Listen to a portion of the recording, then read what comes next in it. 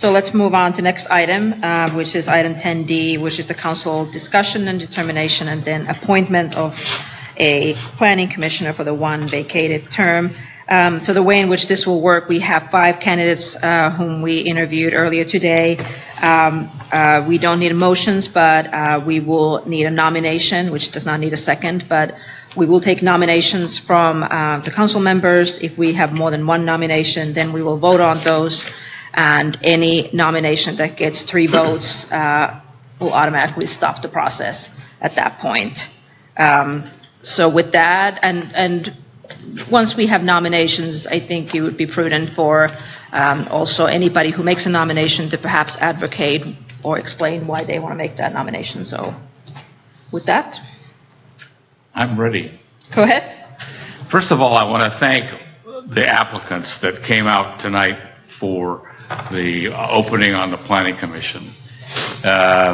Most of us on the council here have been through that Planning Commission, and it's a very important part of the entire city operation and city family. So it's a valuable experience and a very important one. And it's an asset to the city council. We had 5 exceptional candidates. They all had extremely well-founded backgrounds, not only from education, but experience in their own various disciplines. And I'm going to speak first and make my own recommendation, which I leave open then to the other councils to chime in. But my single top candidate for the position, who would bring in not only well-experienced activities with both the Planning Commission and the City Council, and having attended an extremely high number of meetings over the past year and participated at most all of the council meetings, and I think would bring a good point of view to the City Council through the Planning Commission. I would like to recommend Frank Gavidia for that spot. Okay, so we have 1 nomination by Councilmember Diaz for Mr. Gavidia. Are there any other nominations? I would also like to comment. I think that the background that Frank brings to the table is different than the background that some of the other candidates brought, as well as different from the background of the existing members. And I think that different point of view, that analytical point of view, is really important in that role. I think there's a demonstrated clear commitment to the city and a knowledge of the process that is very valuable. I think at the end, when we talked about geographic diversity and where the people are, it is one of the key guidelines of how our selection criteria, and that does stand out there. On one of the questions that we asked was about the principles being applied when you're making decision making. And I think only 2 of the candidates, and Frank was one of them, their first response was in accordance with the law. And I think that is really important when we're talking about the Planning Commission, that they have to operate within the confines of those guidelines. And so, yeah, so I do want to thank the rest of the candidates, but I would advocate for Frank. Okay, and we don't need a second, and since there's already 1 nomination for Mr. Gavidia, we don't need a second nomination for that either. So is there any other nominations? I actually wanted to express support for 2 of the candidates, and I'm a little torn on them as well.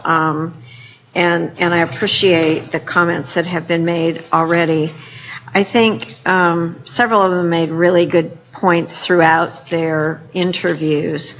But I will say I don't know either of these folks well personally. One I didn't know until I saw him here tonight. James Porter, I was very impressed with his presentation. He is an attorney. One of his answers was go by the general plan, the visions, look at the legal issue, all of the rules. The other one was Karen Amos, who answered very similarly to that same question that you just referred to. You know, we have plans in place already today, and to use those as guidelines. But I think both of them demonstrated a willingness to be open to all who were before them, and I frankly would be happy with either of them. So I'll just add a comment to, I actually was very similarly impressed by two candidates, and from my perspective, I'm kind of torn between two. I too had not met Mr. Porter before, and I was actually very impressed by his approach, his just overall answers that he provided. I do know of Ms. Amos in the community. In fact, my kid was at one point in her soccer team many, many years ago. But I was similarly impressed by her approach. And I think one of the things I'm definitely looking for is people who are open-minded, who are, you know, understand sort of the process that the planning commissions go through. So I'm sort of definitely in between those two candidates where I'm stand, but I'll let Commissioner Well, Wolf. I think we should just have all five of them and then rotate them through. I think they all did extremely well, and I was impressed by Terry and her background and her people skills, and my concern there, of course, would be the lack of length of time that she's been here, and the time whether or not you're going to stay in Clayton. I would, but I'm very impressed by her. I was also impressed by Frank and by James. But I mean, everybody did an excellent job with their presentation, I think. But the standouts for me would be Frank and James.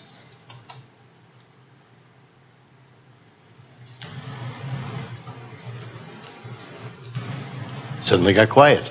Okay.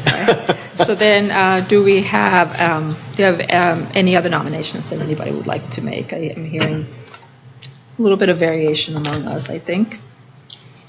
Love to see Well, some we have diversity. 2 with 3 votes, We do. Yeah. So potentially. they can arm wrestle for it.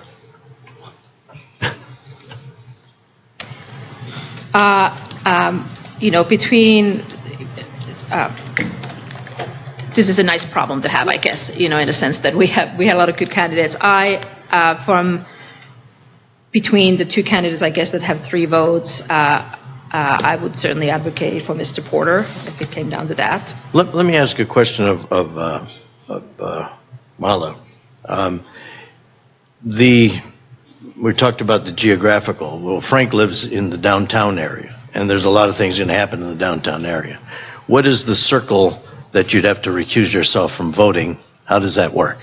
It's a 500-foot circle, and then in addition, if there would be any impacts on your property, even if it exceeded the 500-feet circle, you may have to recuse yourself. And the 500 feet is as the crow flies. Okay. So that would be a concern rather than a benefit. I think we're outside of that. But yeah, I mean, I think, you know, just given the magnitude of participation in the community and with the existing, all the meetings attended, the knowledge, the commitment to the city and being dedicated in that way, I think that goes a long way to support Frank's candidacy. Is that the right word? Effort, his bid. And so I think Mr. Porter presented very well. I mean, he's very polished. I think he interviews very well. I do think that I would give the leg up on Frank because of that demonstrated commitment to the city. And so I think that if I were to choose, well, if you were to choose, then that to me speaks to, it goes a long way in making that evaluation.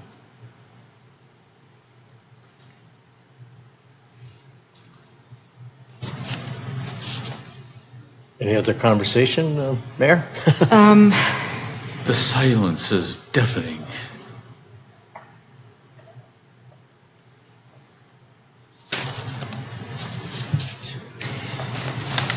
I don't know. So, I mean, from my perspective, I don't think that just being involved in itself is the only criteria. I think there are other factors. And like I said, I was very impressed by Mr. Porter. And I mean, and I think he does bring a very valuable background would bring a very valuable background to the commission as well. We don't have any attorneys, whether that is a good or bad thing, but having an attorney is not necessarily. Certainly. It can be an asset, and he had also background in construction litigation, which could be extremely helpful on the commission. So I would yeah, I mean, to advocate for the that. attendance isn't the only factor. I think it is a factor. The different background. I mean, you're right. I don't think there are other attorneys currently present on the planning commission. Is that right? No. No. There are none right now. But there's no one that has the finance economic background either, and that's always valuable. That'll be important in in all decision making processes, and so I don't think that it's just the attendance, but given that Mr. Porter. He's recently I think he's changed jobs, changed employers recently. He works for Robert Half now, according to the application. And he's come in to make a difference in his community. I do think that of the responses that we got, his were more tepid, in that he was less comfortable in staking a position, and I think it's important to be able to do that. He spoke clearly, but it wasn't. I felt like when he responded, they were less definitive and they were more boilerplate responses. I mean, I could have given that interview as well. I don't know if I heard that, and I think there's a value in the Planning Commission into going in open-minded, being able to take in all the information that's available and to be able to make a decision based on that information as opposed to any other bias you might have. And there's also an ability, we've had a number of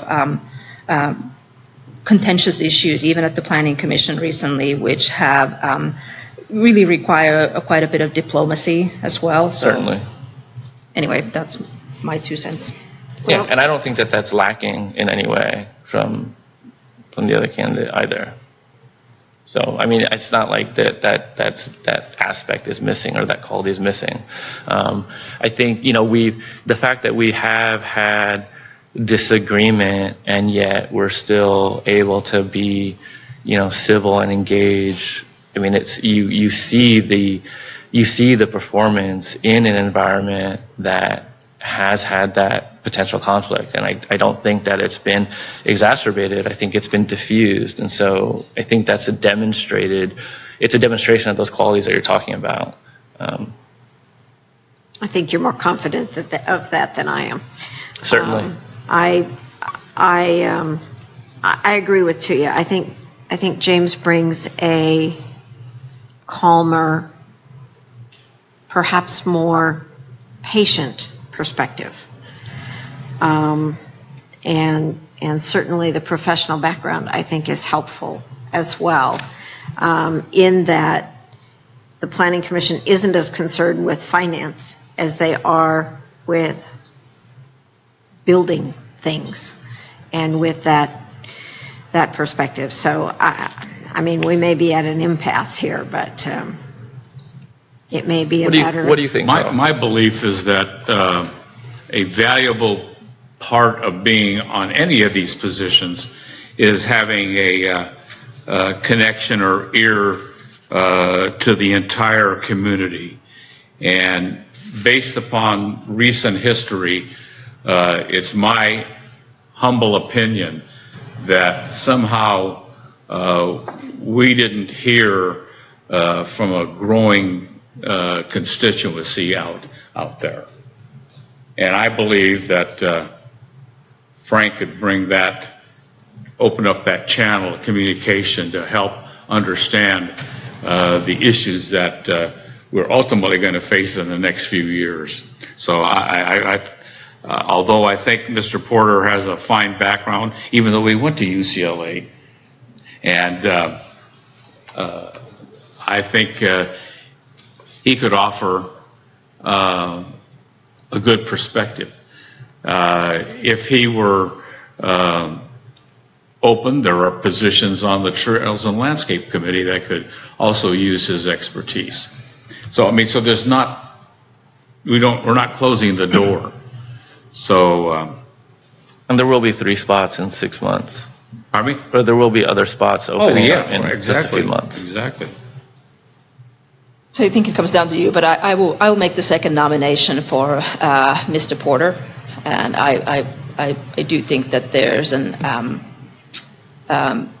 aspect of sort of neutrality in here too that would be helpful at the commission. So I would strongly advocate for Mr. Porter.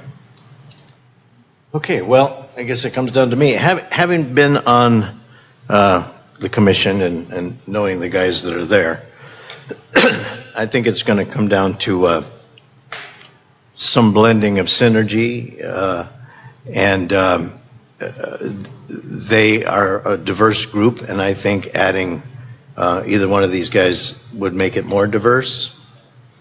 But I'm willing to go and advocate for Frank at this point.